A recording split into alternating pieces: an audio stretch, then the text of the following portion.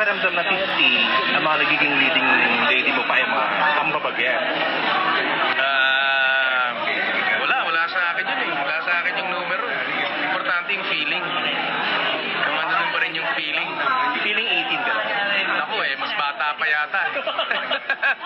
Mas bata pa eh. Okay ko na. Freddy Aguilar daw ang peg mo. Nakakatulong talaga susta dyan. Ayan na, o, di ba? at saka, ano, aqua best. Ha? Parang Hydrate Freddy lang Aguilar daw ang peg mo. Wow, nabalitaan ko yun ah. Pero hindi ko alam kung ano nangyari doon. Kaya mo ba yung minor? Wala naman tayo ron. Kaya mo ba yung minor din? Wow. Wow lang. Wow. Kamusta si Christine ang feeling mo? Wala namang ano eh. Alin? Christine. Uy, nakakatawa. Full of energy. Parating masaya sa set. Parang bigyan Kaya nung last day namin eh, talagang okay. Oo, all out. Never a dull moment. Marami kayong love scenes at kissing scene. Wala ka, no? Ano lang, okay lang.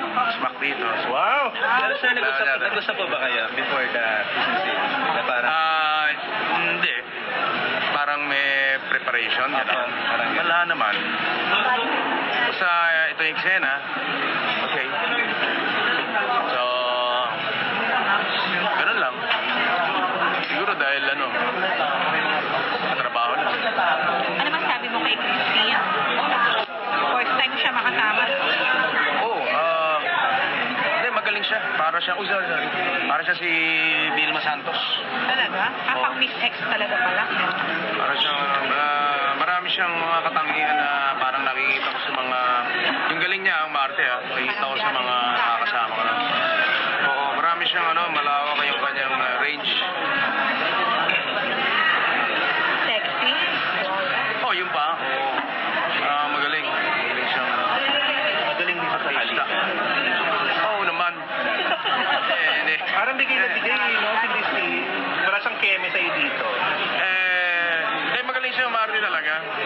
Talagang bilib ako. sir, kayo po ba hindi kayo to have yung love scene? Hindi, trabaho lang eh. Wala namang personal. Pero parang meron mo bang, ano lang to, trabaho lang.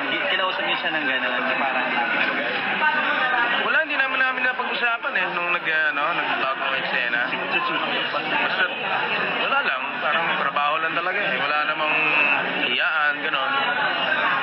Wala naman nakita sa kanya. Wala naman akong naramdaman na siguro kung ako, mga 16, 17, hiya pa, di ba? Di ba?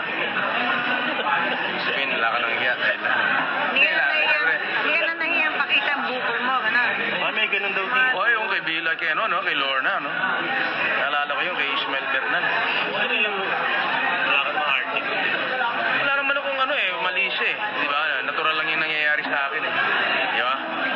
Yun ang naramdaman ko. Di ba? Pag nag-acting ka daw, dapat nararamdaman mo talaga. Ano nararamdaman mo? Tinitailangan ka. Normal lang. Kung ano lang yung dumating. Di ba? Dumating. Hindi ba? Di ba? Kung ano lang yung nangyayari. Hindi, ano lang. Natural.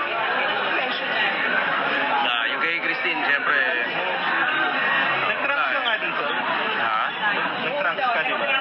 Hindi, underwear. Hindi. Underwear ko underwear. I-trap at brief kung brief. Brief kung brief. Kasi siyempre, wala na yung hiya-hiya eh. Nung araw eh. At saka maganda naman yung underwear ko, boardwalk. Dami mo na password na. Laging, oh. Sabi ni Direk, okay, ito yung eksena. Lalabas ka sa pool, kasama siya, makikita ka ni Andy. Siyempre, magkakabuting yan, magagalit si Andy. Nasa trailer yon. Tapos, siswimming kayo. Natural, naka-shorts ka, tatanggalin mo yung shorts, talong ka swimming pool. Hindi ko naman alam na mag-swimming ako. Hindi ko naman alam, nakalaman ko palang mag-swimsuit. Hindi ko wala yung suit ko. Yun ang ginamit ko. Naka-underwear ako, boardwalk. Mabuti nga, nakaganon pa ako. Kung nagkataon, wala pala ako doon. Underwear, tas basa. Hindi pa pala ako nag-jacket nun. Di patay na. Hindi censored na.